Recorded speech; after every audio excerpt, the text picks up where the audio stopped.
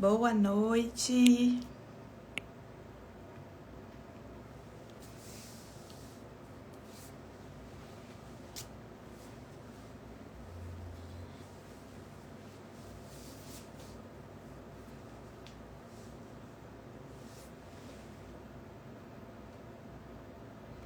Boa noite, Flavinha.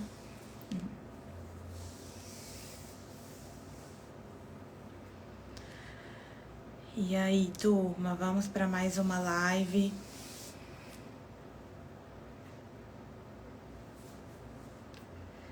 Vou dar um minutinho aí para ver se mais gente vai entrar.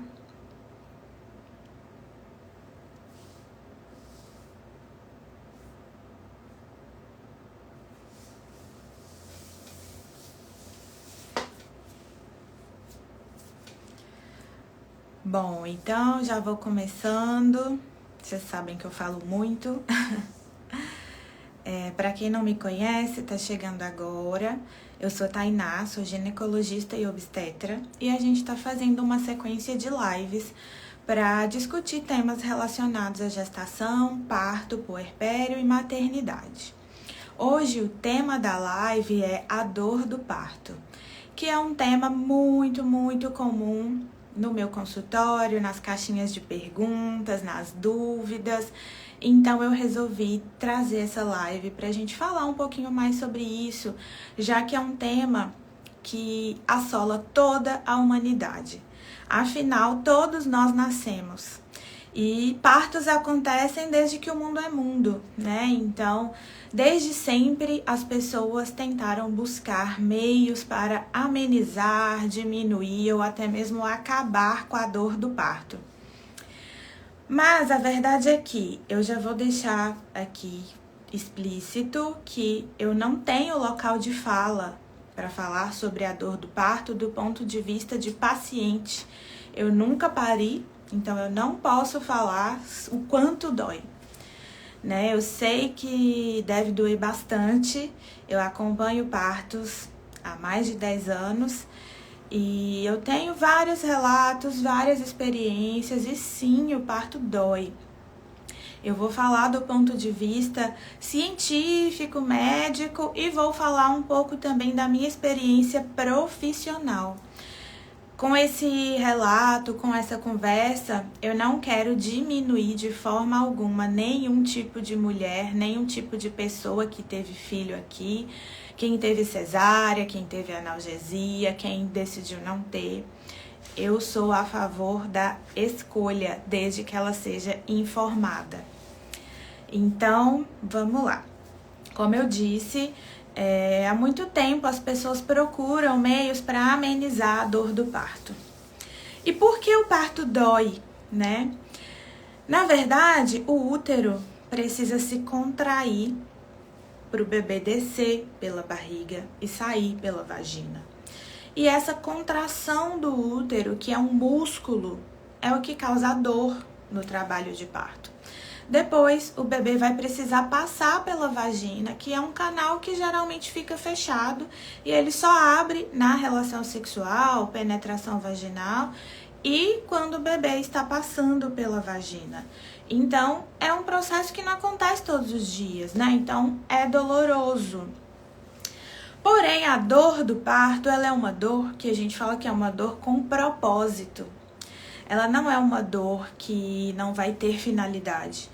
Quem de vocês já ouviu falar que a dor do parto é igual quebrar 200 ossos de uma vez? Me conta aí. Ou outras coisas muito pavorosas sobre a dor do parto. Todos os dias a gente ouve alguma coisa, né? Eu sempre falo que ser mulher é lidar com várias opiniões e várias informações que chegam a todo tempo falando sobre coisas da vida feminina e que sempre são muito catastróficas, né? E eu decidi olhar a vida e olhar as mulheres e a fisiologia das mulheres, o funcionamento do corpo das mulheres de outra forma. A gente pode olhar o copo meio cheio ou meio vazio. Eu escolhi olhar o copo meio cheio. E eu percebo que pode funcionar. Às vezes as pessoas olham para mim e falam, nossa, mas como que suas pacientes conseguem parir? Não é possível. Fulana, que eu jurava que não ia dar conta, foi lá e pariu. Nossa, como que ela aguentou a dor? Tem gente que chega no meu consultório desesperada com medo da dor do parto, que acha que vai ser a pior coisa do mundo, que não vai dar conta, que vai morrer. E não é assim, né? A humanidade só existe porque as mulheres têm partos. E partos acontecem de uma forma milenar, que a gente vem adaptando com o tempo, melhorando, criando tecnologias. E isso é extremamente importante também. Mas existem coisas que não há tecnologia no mundo que vai superar. O parto é uma delas. Então, a gente precisa olhar para o parto de uma forma mais delicada. A dor do parto, como eu disse, vai existir e a gente tem que lidar com ela. E é isso. A dor do parto se assemelha com outras dores também da nossa vida, né? Cólica menstrual, a primeira relação sexual, que muita gente fala que vai ser horrível, vai ser a pior dor do mundo, e às vezes não é isso tudo. Para outras pessoas é, para algumas não. Então a gente precisa individualizar. Eu sempre falo com as minhas pacientes para não ouvirem muitos relatos negativos. Porque quando a gente só pensa em coisa ruim, a gente vai atrair coisa ruim. Existe um obstetra no Brasil, que é o Ricardo Jones, que ele tem um livro que chama Entre as Orelhas, Histórias de Parto.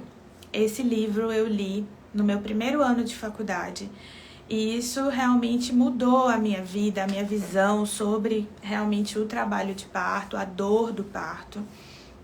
E ele fala que o parto acontece entre as orelhas, ou seja, no nosso cérebro. E essa é a maior verdade. Por quê? Para o parto acontecer, a gente precisa de uma orquestra muito bem definida. Tanto de hormônios que começam a surgir, que começam a aparecer somente durante o trabalho de parto. E isso vai mudando durante as fases do trabalho de parto, como também do ambiente em que a gente está inserido. Então, tudo isso conta. A grande maioria das mulheres que fala que teve uma experiência muito ruim de parto, muito dolorosa, são mulheres que sofreram violências.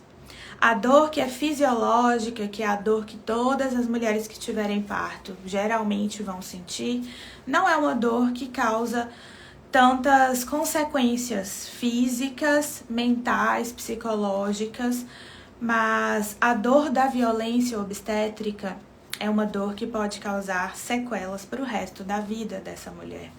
E esses traumas podem se assemelhar a traumas como de violência sexual mesmo, já que o parto é um evento da vida sexual e reprodutiva dessa mulher.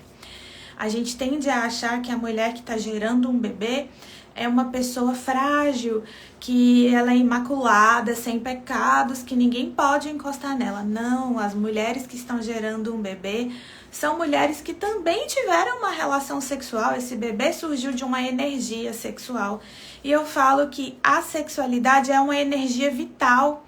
Para a mulher sentir prazer, sentir tesão, para a mulher ter orgasmos, ela precisa estar bem com ela mesma. Da mesma forma que gerar um bebê e parir também requer que essa mulher esteja preparada para esse momento. Nós nascemos prontas para parir, sim, nosso corpo sabe parir, os bebês sabem nascer. Porém, a gente foi perdendo ao longo do tempo algumas habilidades. Tanto as mulheres quanto a sociedade como um todo e principalmente a equipe de profissionais que atende partos. Esse é o principal ponto para mim. Eu acho que a pessoa que está ali acompanhando aquela mulher, se ela não confia que vai dar certo, como que a mulher vai confiar que vai dar certo, sabe? Então, assim, a gente vê muito na prática, às vezes a enfermeira ou o médico que tá ali de plantão, e se fosse minha mulher eu já tinha operado, sabe?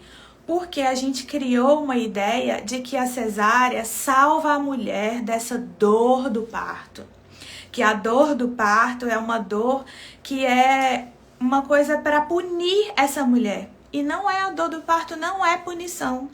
A dor do parto está relacionada a muitas outras coisas. Quando as contrações uterinas começam, elas mandam um sinal para o nosso cérebro para começar a liberar uma cascata de hormônios que são muito importantes para a vida dessa mulher, para a vida desse bebê, desse pai que participa do processo. Então, a natureza é muito perfeita. Durante o trabalho de parto, acontece uma coisa que a gente chama de apagamento neocortical. Os hormônios que a mulher vai produzindo no trabalho de parto, e o principal deles é a ocitocina, ele faz com que a mulher entre num estágio que ela é igual aos outros mamíferos. Ela não vai raciocinar tanto, ela não vai participar tanto do processo. E para que isso aconteça, para que esses hormônios sejam liberados, essa mulher precisa se sentir segura, acolhida, estar em um ambiente em que ela esteja confortável, com luz baixa, pouca fala, poucas pessoas estranhas. E pessoas que olham para essa mulher com empatia, que mostram para ela que sim, ela vai dar conta, que vai dar tudo certo, que a gente está ali para acolher e garantir segurança. Se você olha para essa mulher como uma coitada, como, nossa, tadinha, vai sofrer muito, ai, não vai dar conta, esse ambiente vai ser um ambiente hostil para essa mulher. E a chance dela não liberar esses hormônios que a gente precisa liberar para que o parto aconteça aumentam muito. A luz baixa, pouca fala, pessoas que essa mulher tem ali uma confiança, fazem com que esse ambiente seja seguro para ela e ela consiga acessar o sistema límbico, que é o sistema das emoções, do instinto. E o parto é instinto. A verdade é que a gente vê que muitas vezes, quando essas mulheres estão com muita dor, são mulheres que querem se manter no controle, são mulheres que não estão seguras de se entregar para o processo, que acham que se elas realmente se entregarem ali para aquele processo de vulnerabilidade extrema que é o trabalho de parto, elas vão sofrer ou algo de muito ruim vai acontecer com elas e com o bebê. Quando isso acontece, a gente libera um hormônio que chama adrenalina. A adrenalina age contrária à ocitocina. Então, essa mulher vai ficar alerta e ela vai criar um instinto que a gente chama de instinto de luta ou fuga.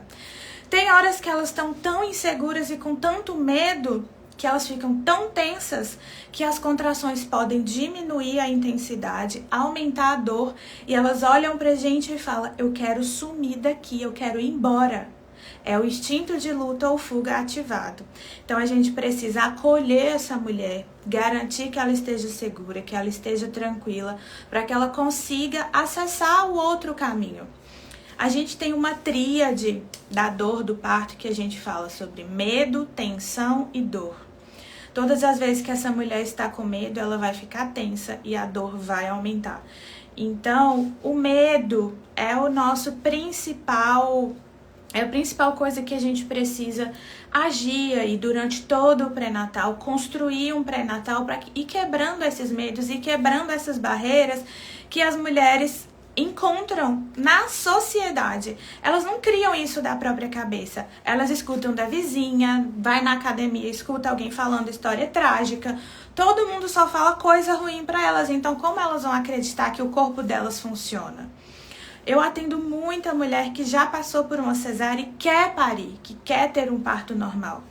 E na grande maioria delas, a cesárea anterior foi indicada para salvar essa mulher da dor do parto. A medicina e a obstetrícia médica-alocêntrica, que é centrada no médico, tirou o holofote das mulheres.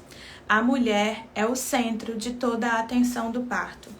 E a dor é uma das coisas que faz com que a gente fique mais atento. Todo mundo que tem uma mulher parindo perto, todas as atenções são voltadas para essa mulher. Ela emite sons, ela faz gestos que chamam a nossa atenção para garantir a segurança, para evitar que desfechos ruins aconteçam. E a gente criou esse mito de que a cesárea vai salvar as mulheres desse grande sofrimento que é o parto. E a grande maioria dessas mulheres que chegam para mim lá no inicinho do pré-natal estão cabisbaixas, com medo e falando que tiveram uma experiência ruim no parto anterior e que ela queria muito parir, mas indicaram uma cesárea por N motivos.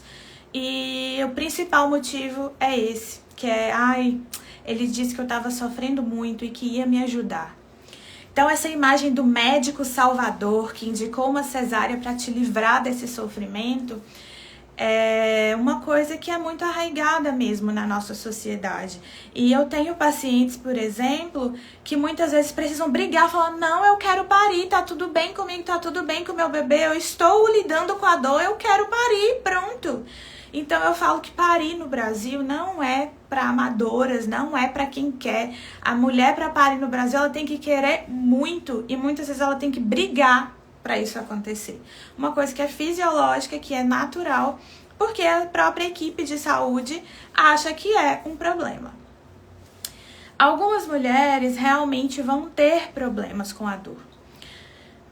Algumas mulheres não conseguem de forma alguma acessar esse local de instinto, de lidar com a dor de outras formas. Às vezes ela realmente não está segura, está com medo, ou é uma gestação indesejada, ou a pessoa que está com ela não é a pessoa que ela gostaria que estivesse naquele momento. Tudo isso conta. O parto é um período em que tudo que acontece na nossa vida, que já aconteceu, vai voltar ali naquele momento. É um ritual, é um rito de passagem para uma nova fase da vida. Então, tudo envolve o bem-estar materno desta pessoa que está parindo nesse momento. Se essa mulher não está confortável ou ela quer se manter no controle o tempo todo porque ela está insegura, a dor vai ser um problema. A gente percebe, pode comparar esse processo com o gatinho ou cachorrinho que você tem em casa que vai parir eventualmente. O que essa cachorrinha faz? Vai chegando o momento dela parir, ela vai procurando um lugar seguro na casa. Muitas vezes é dentro do guarda-roupa, escuro, quentinho, cheio de roupinhas fofinhas ali. Elas vão, às vezes você montou um ninho lindo para ela lá num cantinho, mas ela não quer aquele, ela quer o que ela vai se sentir segura. Então ela vai entrar dentro do seu guarda-roupa, vai aquecer o ninho dela lá no cantinho, lá no escurinho e vai parir ali quando ela bem entender. Se você chegar com tudo, abrir as portas e falar, não, aí não, minhas roupas, o que vai acontecer? As contrações podem até parar nesse momento e ela vai ativar o instinto de luta ou fuga. Vai procurar outro lugar seguro para que tudo o que precisa acontecer no corpo dela aconteça. E nessa mudança, a gente pode realmente ter algum comprometimento dos bebezinhos, da cachorrinha, da gatinha e da mulher. Então, muitas vezes, quando a mulher está com um processo de dor muito difícil de lidar, a gente pode ter comprometimento fetal por causa disso. E a gente precisa agir. No nosso cenário, como eu disse, às vezes a gente pensa que a dor do parto é uma punição para essas mulheres. E as mulheres que querem parir, ainda mais. Eu já ouvi vários colegas falando, mas você não quer parto normal? Então tem que ter dor. Tipo, se vira, né? Como que ela vai se sentir segura dessa forma? O alívio da dor não se dá só com medicação. Ele principalmente se dá, além do acolhimento, com todas essas outras questões que eu disse, de ambiência, de pessoas que essa mulher confia. E também a gente tem métodos não farmacológicos para alívio da dor. A água é um excelente método para alívio da dor. Não estou falando só da banheira, não. A água do chuveiro mesmo, massagem, óleo essencial, tudo que a gente puder fazer, aromaterapia, música, bolsa de água quente, mudar de posição, lembrar que a maioria dessas mulheres que tiveram um parto muito difícil, muito doloroso, muito complicado, foram obrigadas a parir deitadas, muitas vezes amarradas. E como que a mulher vai confiar nesse processo? Como que ela vai garantir esse espaço? Não tem jeito, não tem como. Então, realmente, a dor vai ser limitante. Garantir que essa mulher se movimente, adote as posições que ela quiser. Se ela quiser tirar a roupa, deixa ela tirar a roupa. Muitas vezes a gente precisa entender e acolher essa ideia de que o parto é um evento sexual. Se a mulher quiser ficar nua, ela vai ficar. Se ela quiser ficar sozinha com a parceria dela, ela precisa ficar. É importante lembrar que a ocitocina que a gente libera para as contrações uterinas é a mesma liberada no orgasmo. Então, muitas mulheres também têm experiências de parto prazerosas. Algumas mulheres falam que tiveram orgasmo durante o parto. Isso é raro, mas é possível. Então, só depende da gente favorecer com que esse ambiente realmente seja propício para que isso aconteça. Eu sempre falo que a presença do pai durante todo o processo de gestação, pré-natal, parto, puerpério é extremamente importante, porque a mesma energia que colocou esse bebezinho lá dentro é a energia que vai ajudar essa mulher a colocar ele para fora.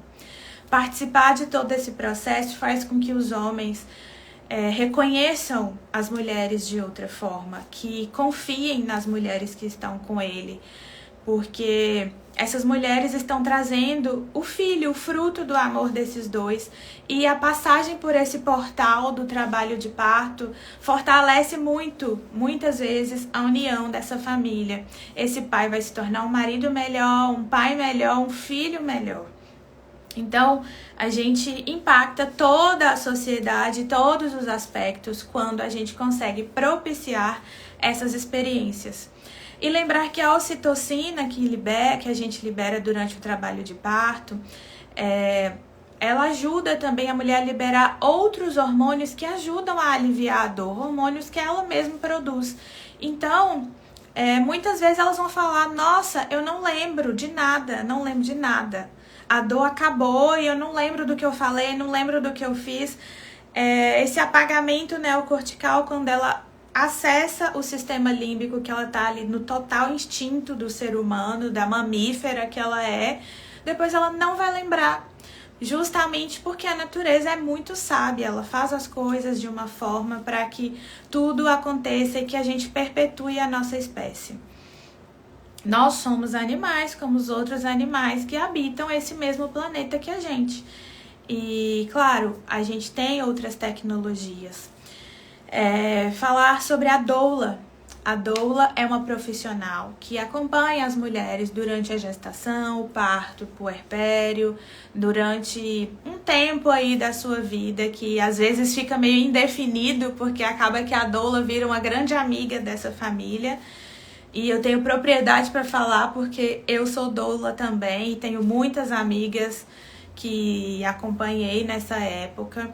E a doula já é cientificamente comprovada há bastante tempo que é uma profissional que ajuda a reduzir em 50% o índice de cesáreas. E, além disso, ajuda muito no alívio da dor, na boa experiência dessa mulher em relação ao seu parto. Então, assim, a doula, a gente sempre fala que se a doula fosse um remédio, seria antiético não receitar. Infelizmente, a gente não tem doula no SUS, aqui em Ilhéus. Em outros lugares, a gente já tem doula no SUS, porque as maternidades já reconhecem o papel e a importância dessa profissional na boa assistência, nas boas práticas de assistência ao parto. E quando essa mulher não dá conta de lidar com a dor? Isso acontece e isso a gente precisa considerar, sim. A mulher que precisa de algum tipo de analgesia medicamentosa não é menos mulher do que aquela que não precisou. Isso acontece muito com profissionais da saúde também, que vão parir, que querem parir.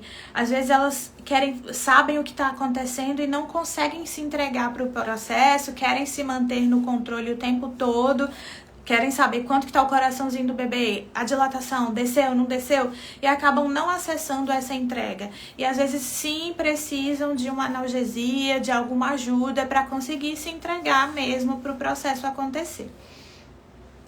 No manual do Ministério da Saúde fala que a analgesia de parto, que é uma anestesia peridural, que é feita nas costas, basicamente no mesmo lugar da raquianestesia que é feita para cesárea, mas é uma técnica diferente. Ela deve ser ter em todos os hospitais, todas as maternidades, deve ser disponível no SUS, porém essa não é uma realidade. Infelizmente, a gente tem pouquíssimas maternidades do SUS que disponibilizam analgesia de parto. E nós já sabemos o motivo, né? Para as pessoas, a mulher tem que parir com dor e paciência. Mas não é bem assim. A gente precisa garantir o direito à analgesia de parto para quando essas mulheres precisam. E a gente ainda está falhando muito nisso. A gente tem outros tipos de analgesia medicamentosa, como a analgesia venosa. Às vezes a gente faz medicações na veia, que são medicações para dor mesmo, só que são mais fortes. E a gente faz quando a gente precisa, realmente, quando essa mulher precisa, não é a gente que vai falar, é a mulher que vai falar, que vai precisar. E a gente tem como lançar mão disso. A questão é, muita gente pergunta, mas por que não faz analgesia em todo mundo? Por que não deixa lá, já tá parindo, tome analgesia? É importante a gente lembrar que toda intervenção pode ter consequências. E a analgesia, tanto venosa, quanto a peridural, quanto a raquianestesia, quanto a sedação para outros procedimentos, requer técnica e sim pode ter complicações. A analgesia peridural, ela pode aumentar o tempo de trabalho de parto, pode aumentar a necessidade para uso de ocitocina, pode aumentar o risco de evoluir para uma cesárea de emergência. A pressão dessa mulher pode cair de uma forma muito abrupta e o bebezinho precisar de assistência, precisar de uma reanimação fetal intraútero ou até mesmo uma cesárea de emergência. Então, não é um procedimento inócuo. Muitas vezes a gente acha que, não, todo procedimento médico é isento de riscos. Não é isento de riscos. Até mesmo a medicação venosa, a gente precisa ter muito cuidado com o momento de fazer, precisa estar alinhado com a equipe de neonatologia, porque às vezes esse bebê precisa de ajuda para respirar, precisa de reanimação neonatal depois que nasce. Às vezes pode dar uma depressão respiratória, sim. Então, tudo isso, a pessoa que vai escolher, ela precisa saber dos riscos e benefícios. E isso, no momento do parto, não é o momento para a gente explicar isso. Ela não vai ter consciência, ela não vai estar consciente o suficiente para saber e escolher. Saber definir os riscos e benefícios e optar por aquilo que realmente é melhor para ela naquele momento.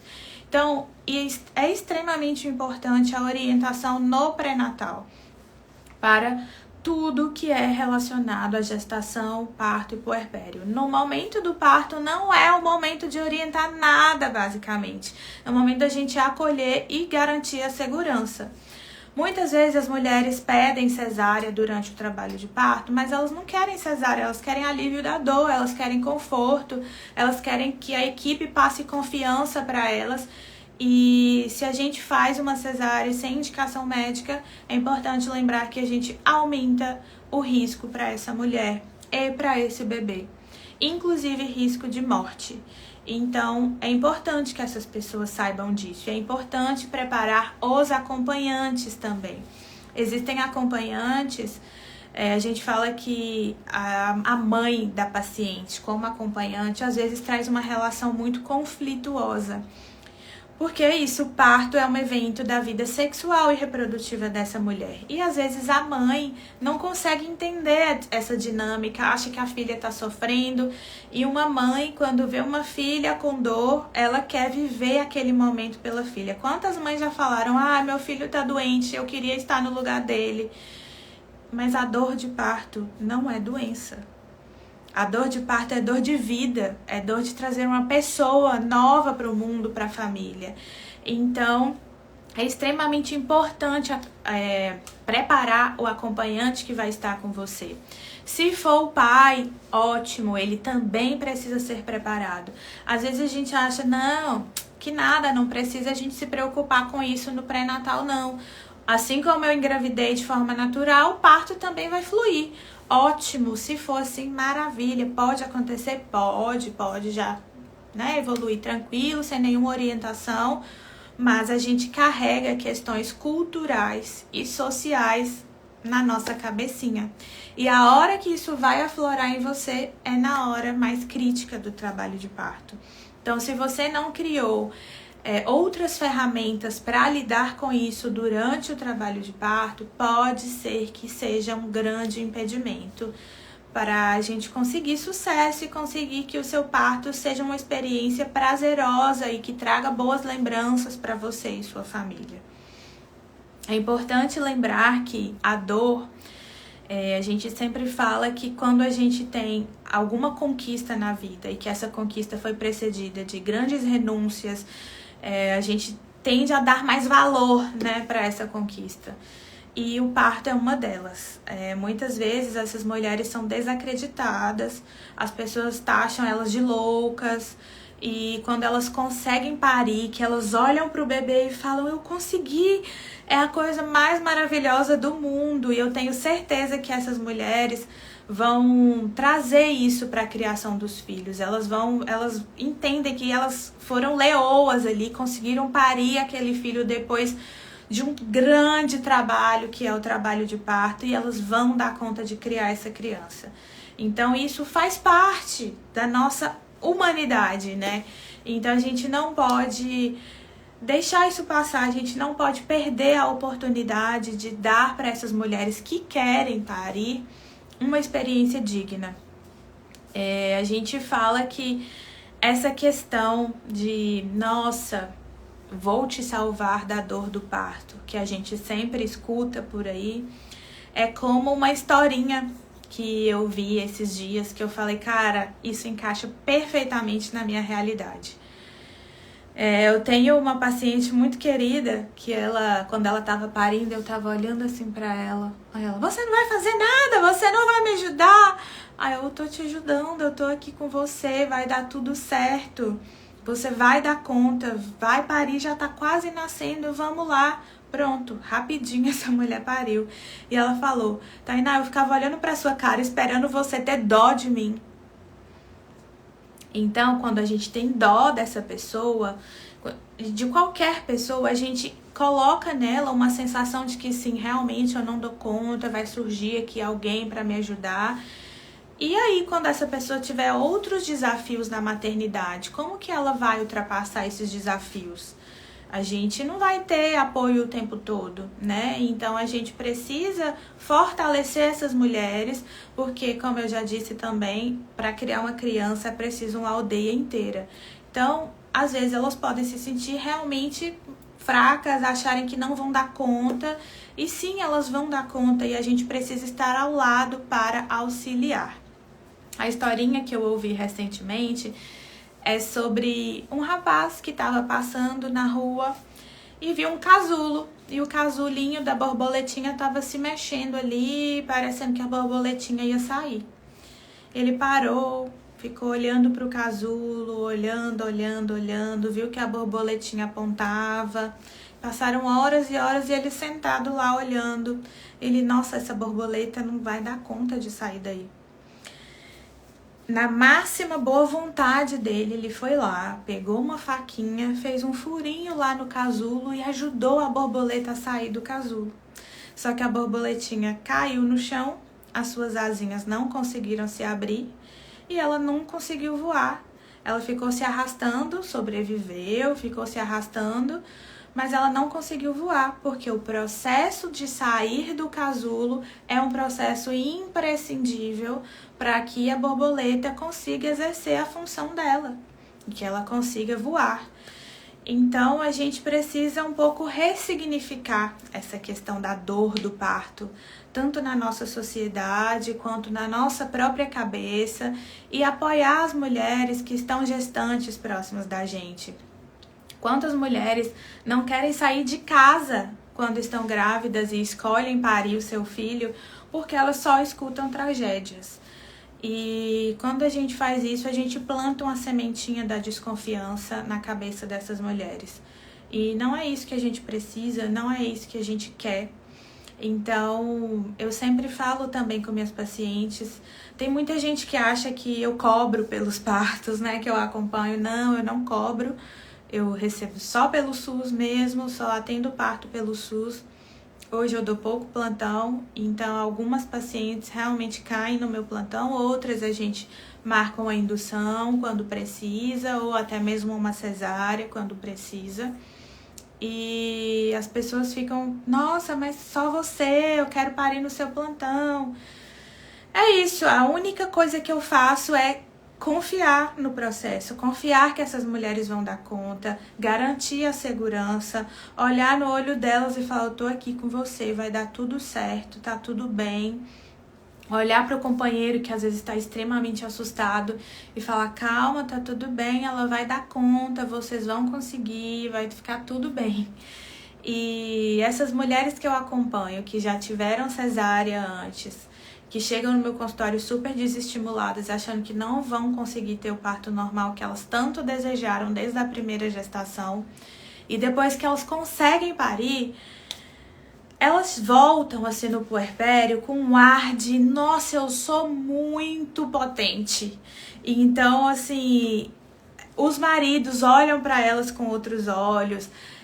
A experiência que eles contam é uma experiência muito legal. Então, o que a gente pode fazer para favorecer que essas famílias tenham boas experiências de parto é o nosso papel como profissional da saúde fazer. E se a gente implantar na cabeça dessas pessoas que não vai dar conta, que não vai dar certo, que vai dar tudo errado, sim, vai dar tudo errado. A nossa cabeça tem um poder muito grande. Então, a gente precisa trabalhar com ela também. Hoje me perguntaram, eu postei algo falando sobre a versão cefálica externa. Na verdade, tudo que eu posto de todos os procedimentos que a gente às vezes precisa fazer em obstetrícia, todo mundo pergunta, dói? Dói muito? Esse dói mais que aquele? Então, assim, a dor, primeiro, ela é uma experiência pessoal. O que pode doer muito pra mim pode não doer nada pra você. Mas é isso, a gente precisa tentar melhorar essa sensação de dor. A dor, ela é uma sensação, né? E a gente precisa trazer mecanismos para aliviar esse desconforto e esse medo que a gente tem relacionado a todos os procedimentos. O que é completamente factível, já que a gente só escuta tragédias. Então, me perguntaram, primeiro, se a versão cefálica externa doía muito.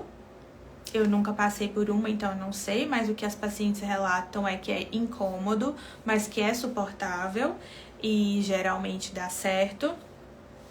E perguntaram se o parto pélvico dói mais que o parto cefálico. O que a gente percebe, o que tem de relato na literatura, é de que o parto pélvico dói menos, principalmente no período expulsivo, que é onde tem a abertura e a dilatação e contração da musculatura pélvica, porque a cabecinha é mais dura que o bumbum. Então, nessa parte do expulsivo, geralmente a dor do pélvico é menor.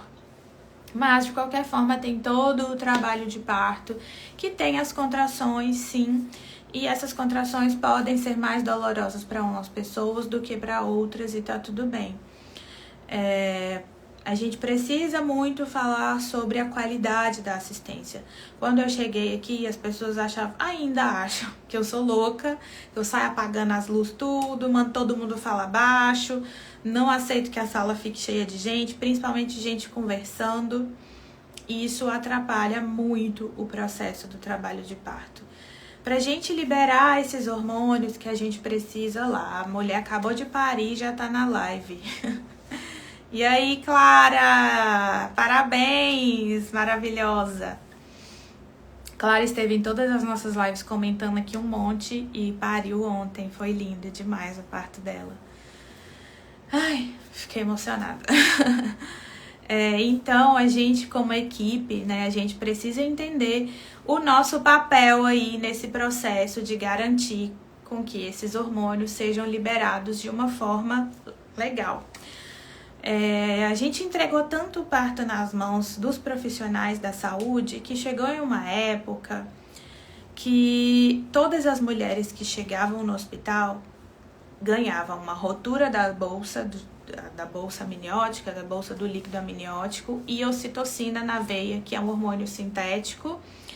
E todas ganhavam isso, era o combo. Chegou na maternidade, romper a bolsa, ligar a ocitocina em todo mundo. E isso acabou virando, assim, né, uma coisa muito triste e muito violenta. Além disso, as mulheres também eram submetidas à raspagem dos pelos, à lavagem intestinal. E eu falo que, assim, eu já vi partos assim acontecerem. E realmente, se fosse para eu escolher entre um parto violento desses, cheio de intervenções, e uma cesárea, eu escolheria uma cesárea. Não existe isso de a gente centrar o cuidado no médico. É tanto que as pessoas às vezes falam: ah, mas quem fez seu parto? Ah, foi a doutora Tainá. Não, eu não parei ainda, então eu não fiz parto nenhum. Eu assisto partos, eu assisto as mulheres parirem.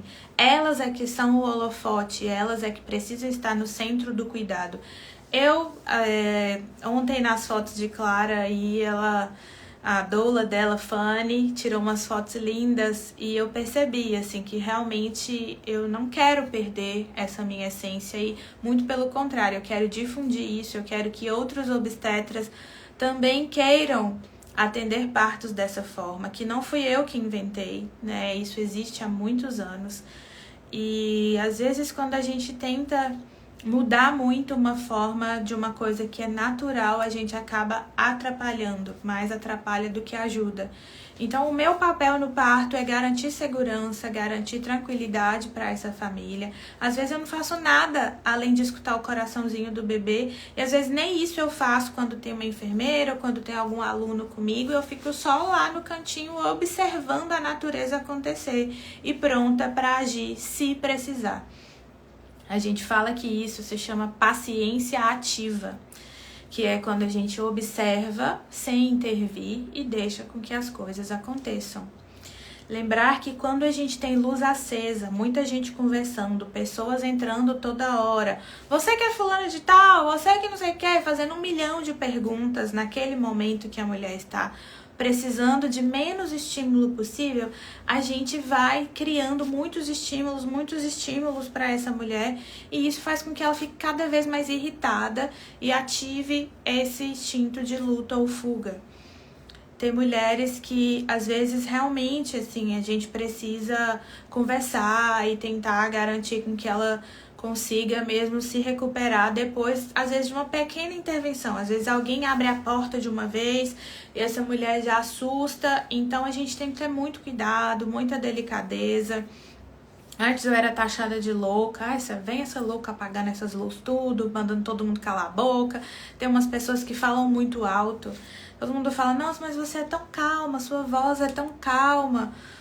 Mas, gente, é isso, a gente precisa de paz e tranquilidade. Se você tá em um processo que tudo já tá falando que você precisa estar tranquila, se chegar alguém falando alto no seu ouvido, acendendo a luz toda hora que entra na sala, toda hora é uma pessoa diferente para te examinar que você nunca viu na sua vida, a pessoa não se apresenta, não faz o menor esforço para ser delicada e ainda querem que você consiga se entregar para o processo.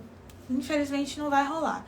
Então é isso, a gente precisa entender como que as coisas funcionam para que a gente consiga favorecer esse funcionamento.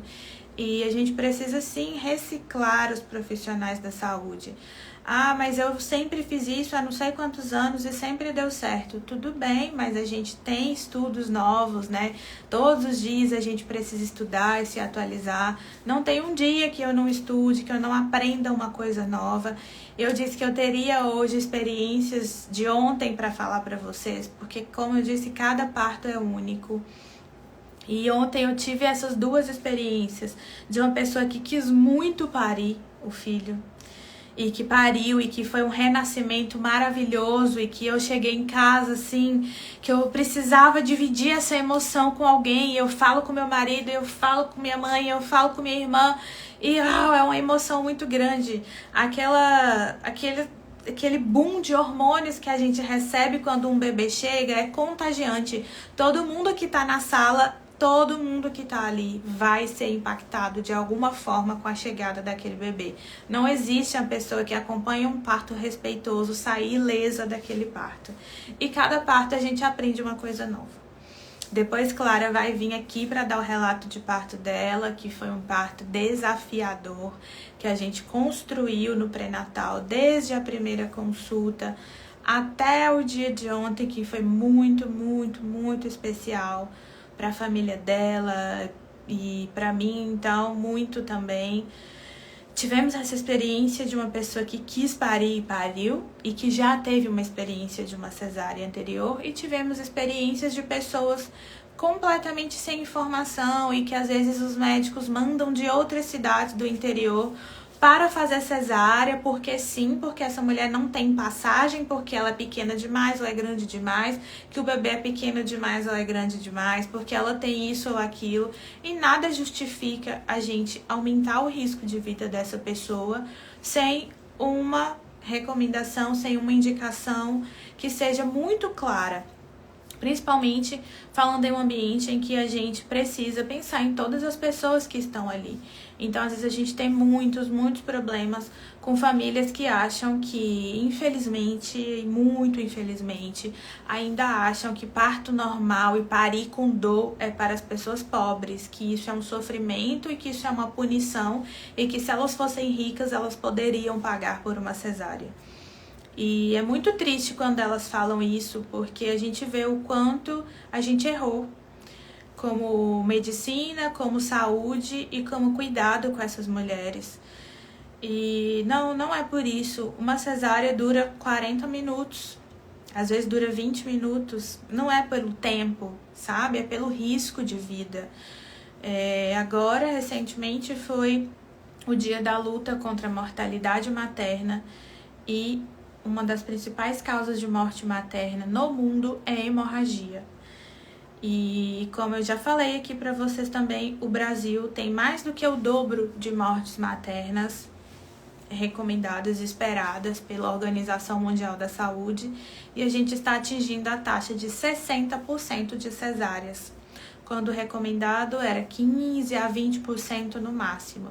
Então a gente está falhando e a gente está vendendo a imagem de que essas mulheres são fracas e não conseguem parir e não vão ser boas mães e não vão dar conta de criar seus filhos, e a gente está cometendo aí erros gravíssimos, colocando a vida dessas mulheres em risco. A gente está falhando como orientadores em saúde, como educadores em saúde.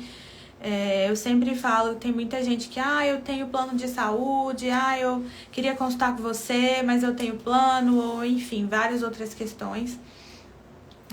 Quando eu entrei para fazer o pré-natal no SUS também, queriam colocar 15 pacientes num turno para eu atender.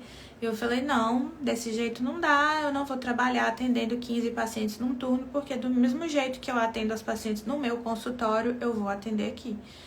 Então, não existe consulta de pré-natal em 15 minutos.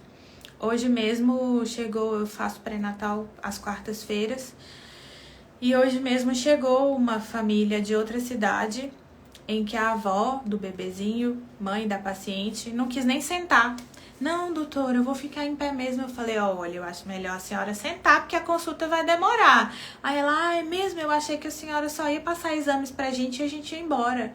Então, as pessoas não estão acostumadas a serem ouvidas, a serem acolhidas e orientadas. E esse papel é nosso. As minhas consultas duram meia hora, 1 hora, às vezes até mais do que isso. Porque não existe construção de gravidez saudável, parto saudável e puerpério saudável sem atenção. Muitas vezes, seguir um protocolo de pré-natal, tem gente que já tem lá o papelzinho com os exames, é só marcar ali o que você quer pedir, ouvir o bebê, que às vezes nem é o próprio médico que faz, enfim. Só marca ali os exames, entrega para o paciente, tchau, até mês que vem.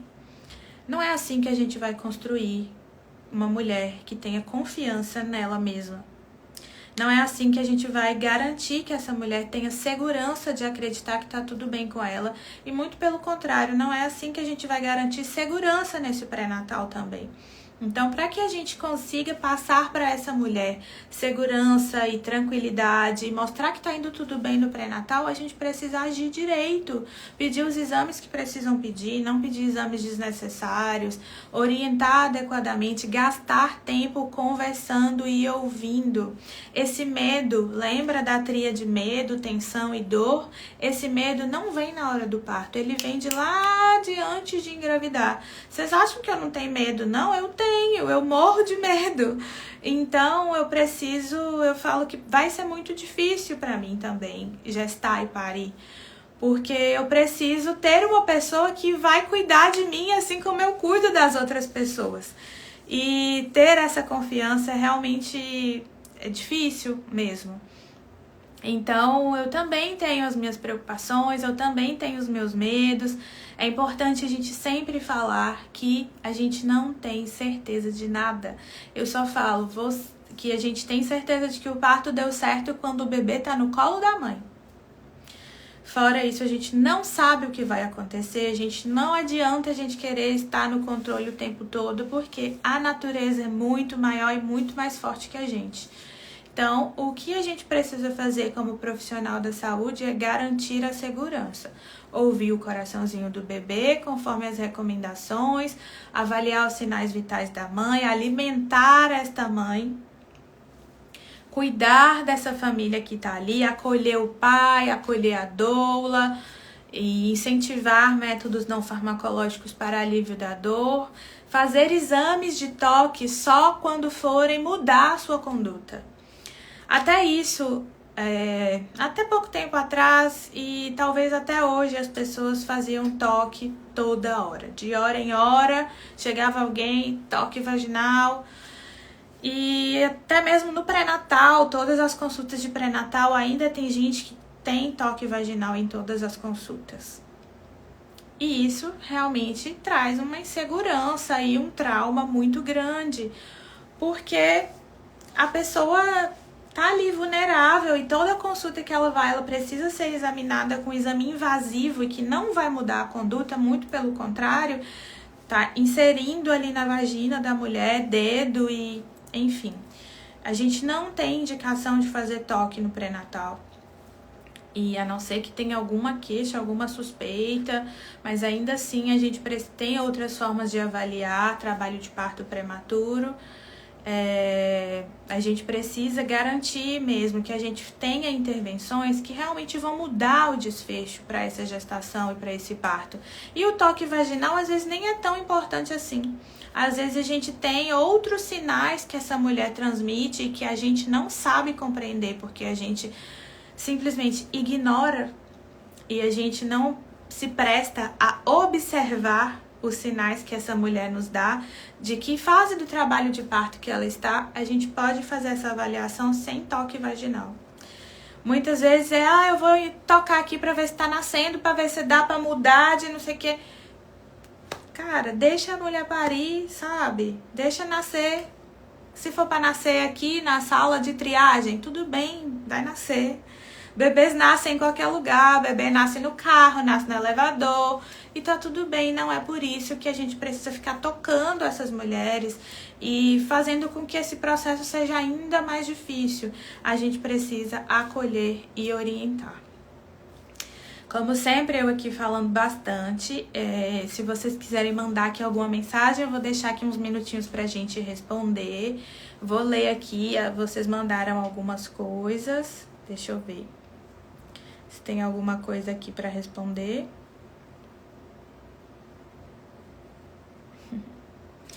Olha, tem uma paciente queridíssima minha aqui falando que agradeceu pelo cuidado e pelos puxões de orelha também. É importante a gente falar isso, que eu não sou de adular as pacientes, não.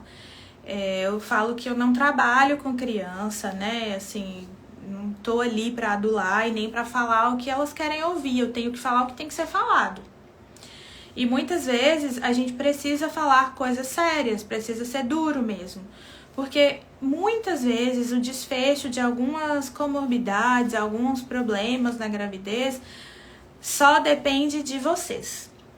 Então, eu falo que, olha, a minha parte eu faço, dou o meu melhor em tudo que eu vou fazer, mas a parte de vocês não tem como eu fazer. Então, é uma via de mão dupla.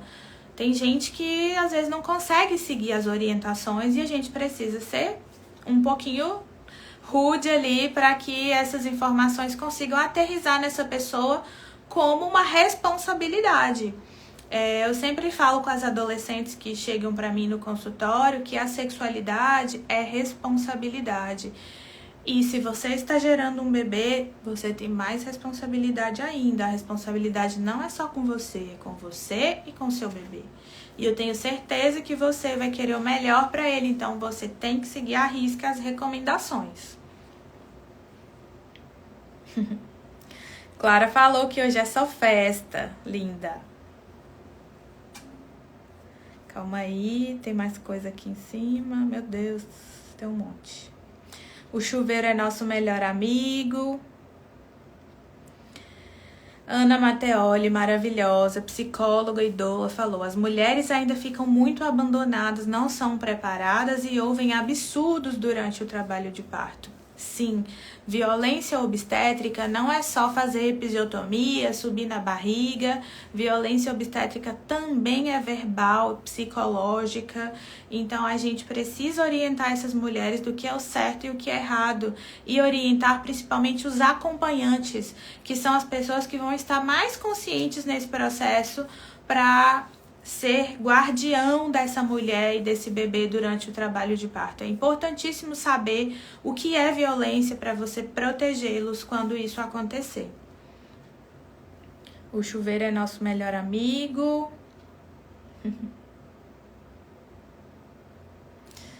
Gracinha. Ingrid: tive muito medo do parto, mas fiquei segura depois que passei na consulta.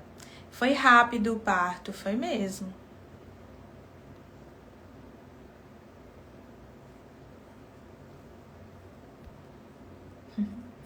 Lorena, você foi essa pessoa que me disse que eu conseguiria quando nem eu conseguia acreditar mais que daria certo. É isso, às vezes não é nada assim impossível. Às vezes as pessoas acham que eu faço coisas mirabolantes.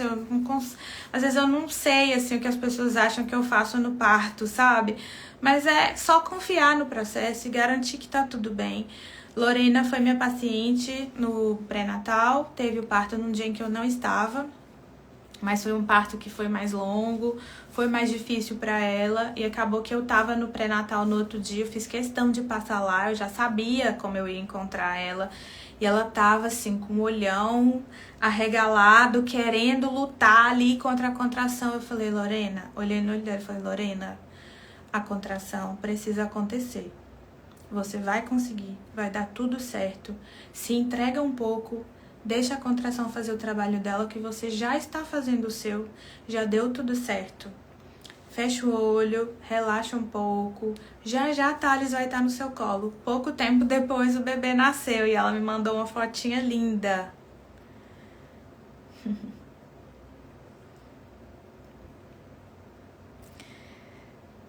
Maria falando, agradecendo pela informação, amor e paciência. Paciência. Ser obstetra é ter paciência. Não tem outro jeito.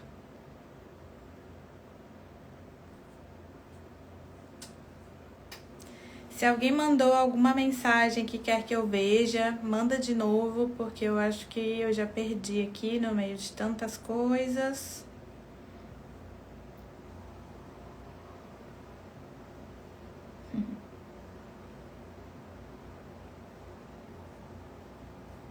Olha, Mariana falou: viverei pela terceira vez esse momento único, ansiosa. Tá vendo que não é só quem vai parir pela primeira vez que fica ansiosa? Não existe um parto igual ao outro.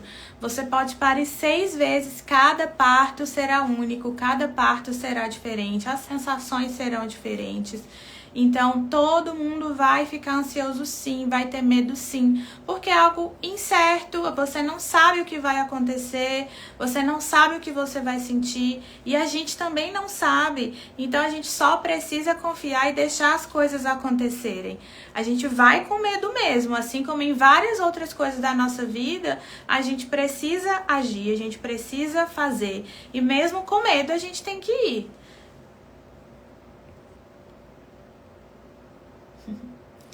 Mari falou, eu lembro muito bem de você dizendo, você tá indo muito bem, Mari. Foi um parto muito difícil, foi um bebê que estava mal posicionado. Eu cheguei no plantão, ela já estava em trabalho de parto. Eu nunca tinha visto Mari, não conhecia, mas ela já conhecia meu trabalho. Quando eu cheguei, ela só olhou pra mim e falou, ai, que bom que você tá aí. E assim, relaxou. Então, tem uma frase também muito legal que a gente fala que seja o porto seguro de alguém no parto. Seja a pessoa que a paciente vai olhar no seu olho e vai sentir confiança e vai conseguir se entregar.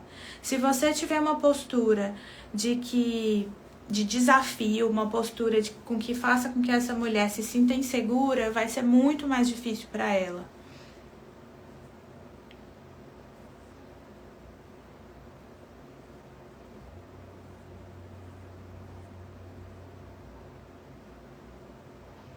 Amanda falando que morre de medo de engravidar novamente, pois perdeu o bebê. Amanda, sinto muitíssimo por você, meu abraço apertado. Não sei com qual idade gestacional você perdeu o seu bebê, mas todo bebê é um bebê, né? Eu sempre falo que, independente da idade gestacional, esse filho sempre vai ser seu filho, ele sempre vai fazer parte da sua vida. A gente não pode invisibilizar a existência desse bebê. E a gente precisa acolher ainda mais as mulheres que têm perdas gestacionais, que são mães de anjo. Muitas vezes, se o parto já é um desafio para as mulheres que vão ter uma recompensa, que é ter o seu bebezinho vivo no colo e levar ele para casa, para as mães de anjo, esse processo é muito mais desafiador. E o acolhimento nesse processo é de fundamental importância para que a gente consiga suavizar o máximo que a gente puder a dor da perda dessa criança. Mais uma vez, muitas vezes as pessoas acham que quando o bebê está sem vida dentro da barriga da mãe, a gente tem que fazer uma cesárea porque a mulher não pode passar pelo processo do trabalho de parto, que novamente a dor é um processo de trauma, mas não, a cesárea é uma cirurgia que serve para salvar vidas e ela aumenta o risco de vida da mãe em até 20 vezes. A gente não pode, o bebê já não tem vida, a gente não pode colocar a vida dessa mãe em risco de morte também, porque o bebê está sem vida. A gente precisa acolher essa mulher, a gente precisa favorecer com que ela tenha um ambiente seguro, confortável, isolado de outras mulheres que estão tendo bebês vivos, que ela esteja com pessoas que ela queira estar, que ela tenha acompanhamento psicológico e que ela tenha alívio da dor. Então, mais uma vez, ter analgesia de parto nas maternidades é extremamente importante, é fundamental nesses casos. Infelizmente, a gente ainda não tem aqui em Ilhéus e é feita analgesia só venosa mesmo.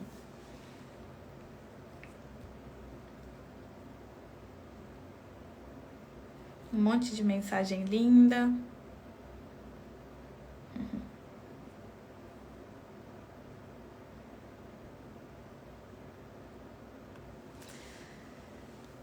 Islânia, ou Islane, talvez. Sou profissional da saúde e a sua fala me ajudou muito pela questão de não tentar ter controle no momento do parto. O fato de realmente sabermos sobre o processo pode influenciar na fisiologia natural. Justamente, é exatamente isso. E eu acho que esse também vai ser um grande problema para mim, porque eu sou assim, quero tudo do meu jeito. E eu sempre falo isso com as pacientes, eu sempre divido isso com elas também. Eu falo, olha, gente, eu acho que eu vou sofrer a mesma coisa que vocês, porque eu também quero tudo do meu jeito, e os bebês chegam, assim, revirando a gente ao avesso. Ah, eu queria ir trabalhar hoje, mas eu não posso porque eu tô enjoada, vomitando. Ah, eu queria fazer não sei o que, mas eu não posso porque eu não dormi direito, porque a barriga não deixou, o bebê mexeu. Então, depois, quando a gente decide, ou quando um bebê vem, a gente precisa recalcular a rota várias vezes, várias e várias e várias vezes, às vezes incontáveis vezes. E isso já nos prepara para a maternidade. Que essa criança que vai chegar, ela tem uma personalidade própria, ela é outra pessoa e ela não vem para suprir as expectativas dos pais.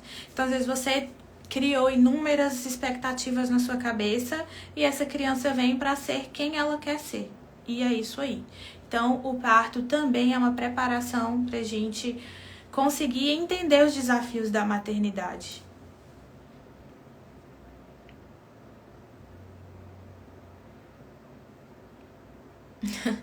Jéssica já falando que quer parir de novo. Eu estou pronta já para te acompanhar de novo.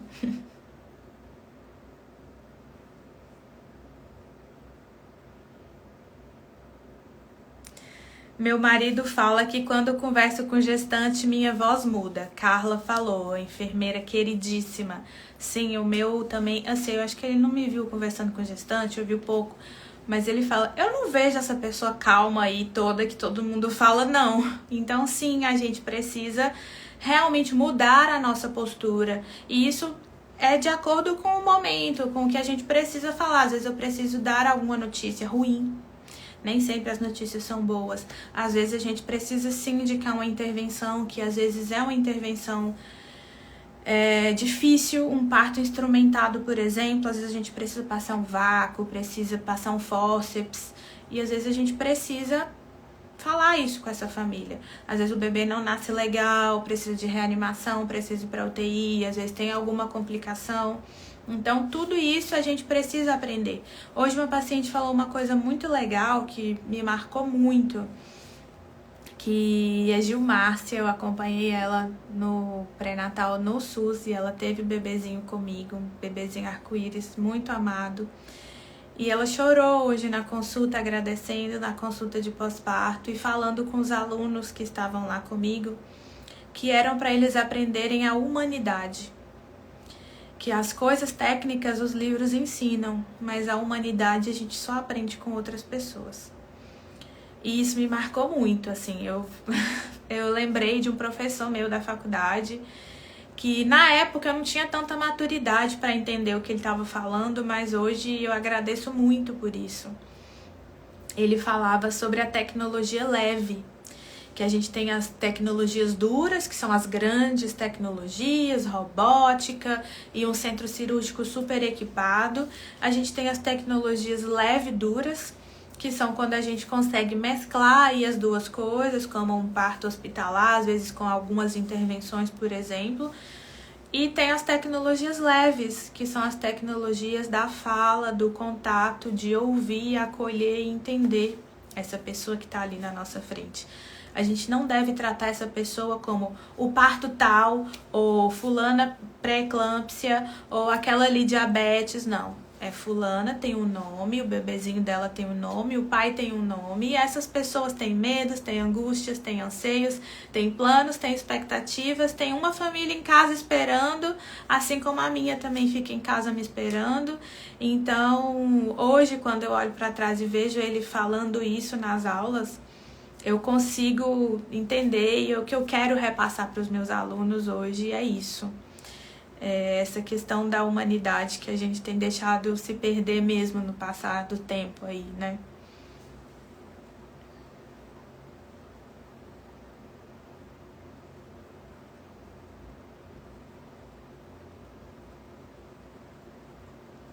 Segundo parto, tem alguma evidência que seja mais rápido que o primeiro? Olha, isso depende de várias coisas. Às vezes sim, às vezes não. É sempre importante a gente lembrar que tudo pode ser diferente, não tem como eu te falar, não, vai ser mais rápido. Geralmente é mais rápido, mas algumas vezes tem algumas complicações, algumas outras coisas, ou você tem outro momento da sua vida, ou tem um outro ambiente que pode influenciar também. Mas geralmente sim, o segundo tende a ser mais rápido. Ó, Yasmin perguntando se parto pélvico dói mais. Eu já respondi essa pergunta. Não necessariamente, o bumbum é mais molinho que a cabeça, então às vezes a sensação de dor no período expulsivo pode ser menor. A dúvida da Jocélia. Cadê a dúvida da Jocélia?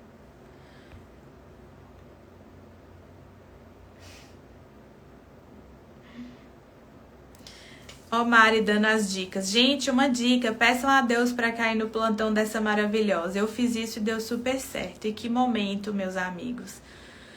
Foi incrível, Mari. Assim, eu me lembro perfeitamente de você olhando pra mim assim, tipo, tá, é você. E nasceu o bebê logo depois. A gente precisou ajudar um pouco, foi um parto difícil. E que bom que você tem uma boa experiência, né? É o que eu falo, o parto para ele ter pra gente trazer uma boa experiência para essa mulher e para essa família, não necessariamente é um parto sem intervenções, não necessariamente é um parto normal, é um parto que essa mulher e que essa família precisavam naquele momento. Muitas vezes, quando as mulheres falam que querem ter parto normal, a equipe acaba que meio que não dá a mesma atenção e às vezes quando precisa de alguma intervenção, essa intervenção pode ser retardada, pode demorar mais do que o que realmente deveria ser.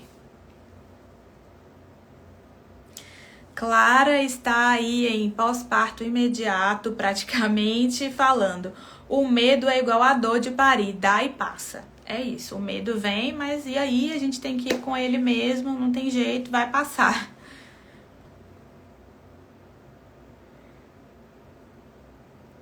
Tive 2 meninos nas gestações anteriores e agora a tão desejada Laura. Que Laura chegue num parto lindo, maravilhoso, com ótima experiência para você, Mari.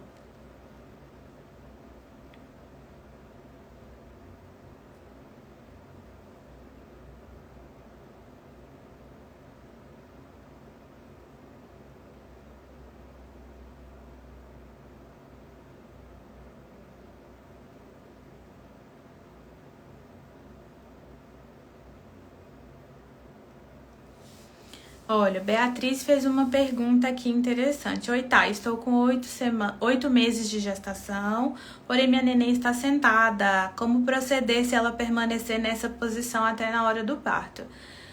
Olha, Bia, a gente pode fazer um procedimento que chama versão cefálica externa, que é o quê? Quando o bebê está sentado, a gente pode virar, dar uma cambalhota nesse bebê por fora da barriga mesmo, no hospital, monitorizada, e se esse bebê ficar de cabecinha para baixo, aumentam suas chances de parto normal. Se não fizer o procedimento e se o bebê continuar sentado até o dia do parto, também não é uma contraindicação para parto normal. Porém, precisa de uma equipe treinada, de uma obstetra que saiba fazer as manobras que às vezes são necessárias com bebês sentados, e você precisa ter todas as informações pertinentes a esse quadro, a esse tipo de parto, para que você decida realmente o que você quer fazer. Na grande maioria das vezes, ainda, infelizmente, os bebês que estão sentados vão para cesárea, porque a grande maioria das pessoas não tem experiência com parto pélvico. Eu tive um recentemente, que foi lindo, um parto pélvico. A gente tentou versão, não deu certo, e neném nasceu sentadinha, linda, maravilhosa.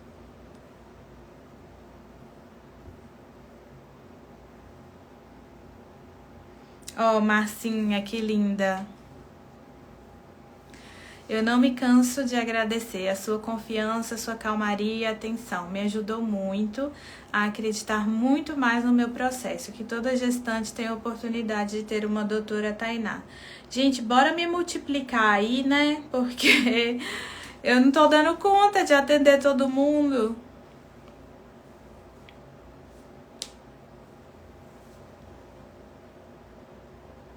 Amanda falou que perdeu o bebezinho dela com 16 semanas e 4 dias por malformações.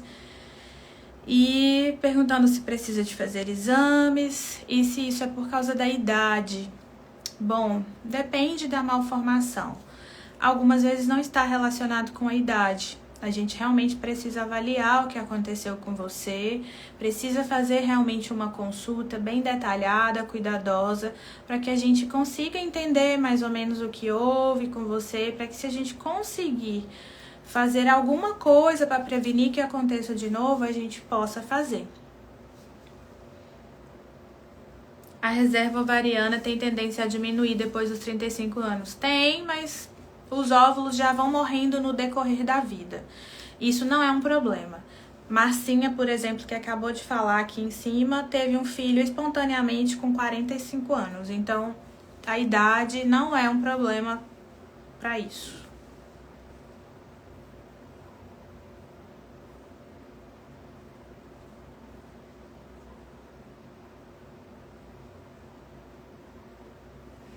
Flavinha linda falou para as mães de anjo que desejam ter seu arco-íris nos braços. Para quem não sabe, o arco-íris é o bebezinho que vem depois de perdas gestacionais.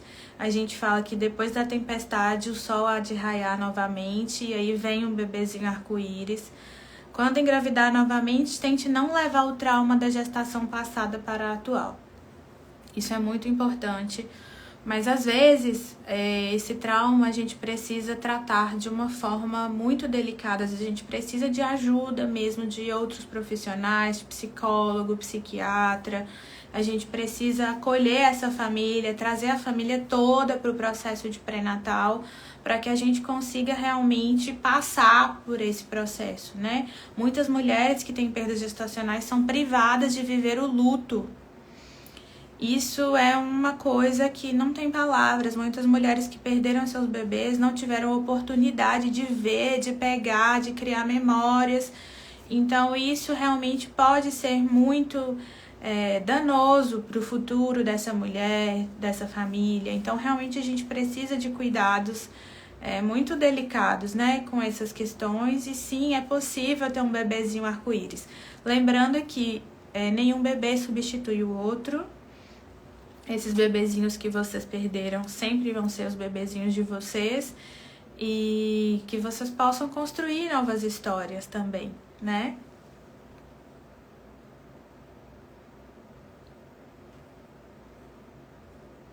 Pediram para eu falar da Partolândia, eu já falei, eu só não dei esse nome, mas a Partolândia é exatamente esse momento em que a mulher está imersa ali nos hormônios do trabalho de parto, que ela conseguiu acessar o sistema límbico, que é o nosso sistema das emoções, dos instintos, e não está tão ativa, não está tendo tantos estímulos para ficar tão ativa e tentando brigar mesmo ali com as contrações. E aí na Partolândia ela vai agir instintivamente mesmo, ela vai fazer o que o corpo dela tá pedindo para fazer, se ela quiser tirar a roupa, ela vai tirar, se ela quiser adotar a posição que ela quiser para aliviar a dor, a posição que ela fica mais confortável, ela precisa adotar. E a gente precisa garantir a essa mulher a liberdade para ela fazer o que ela quiser.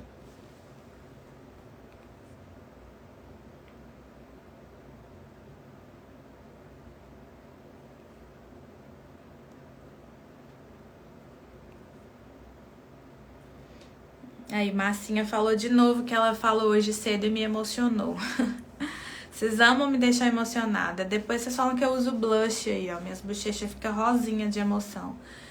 O mundo tá cheio de teorias. A humanização do processo poucos têm. Que Deus continue te capacitando. Amém. Muito obrigada. E espero que outras pessoas também queiram ter esse processo e participar desse processo de uma forma melhor. Eu acho que a gente sai mudado dessas experiências também.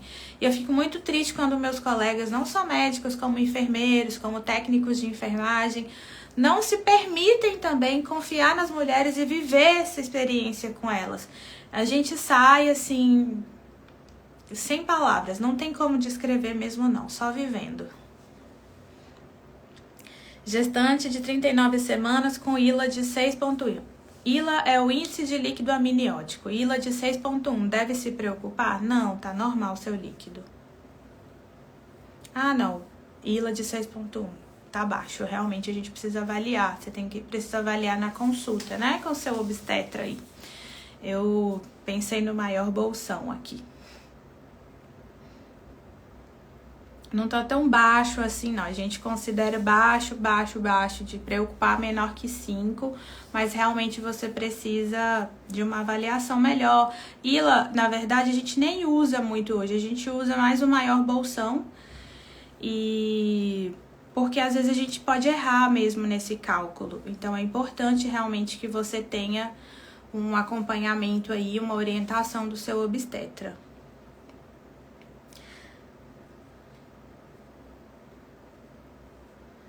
Bom, gente, muitas mensagens, já tem mais de 1 hora que a gente tá aqui. Espero que vocês tenham gostado. Muito obrigada pela companhia. Só lembrar que essas lives estão ficando salvas tanto aqui no Instagram quanto no canal do YouTube também, Tainá Aguilar. Caso vocês queiram assistir depois, tá? Mandar para as pessoas. E é isso, um beijão e até mais. Semana que vem, para quem ficou até agora vai saber em primeira mão, que semana que vem, na quinta-feira, 8 horas, a gente vai ter mais um relato de parto. E esse relato de parto vai ser também bem desafiador, assim, foi um caos quando eu topei acompanhar esta paciente. E ela é Thaís Medeiros. Thaís Medeiros vai vir aqui dar o relato de parto dela. Ela, Matheus, vão vir com as meninas, Alice e Aurora, para falar sobre o parto dela. Então, aguardo vocês quinta-feira que vem, 8 horas da noite. Um beijo.